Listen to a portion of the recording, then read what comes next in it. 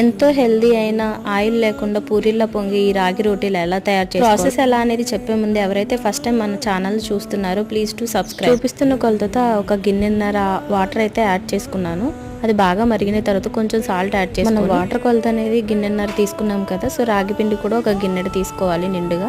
రాగి పిండిని మొత్తం దాంట్లో కలిపేసిన తర్వాత ఈ కన్సిస్టెన్సీలో అయితే వస్తుంది. దాంట్లో కొంచెం ఆయిల్ అనేది అప్లై చేసుకొని ఈ విధంగా అయితే పిండిని చపాతీ పిండిలాగా ఒత్తుకొని ఉండల్లా తయారు చేసుకోవాలి. ఒక్కొక్క ముద్దని తీసుకొని ఇలా పామిన తర్వాత మీ దగ్గర ఉన్న ఏదో ఒక బాక్స్ మూతతో ఈ షేప్ అనేది కట్ చేసుకోండి సర్కిల్ లాగా. ఇలా షేప్ కట్ చేసుకోవడం వల్ల రాగి రోటీ అనేది చూడటానికి బాగుంటుంది. అండ్ అలాగే మనం పెనం మీద వేసి కాల్చేటప్పుడు కూడా చాలా బాగా పొంగుతుంది.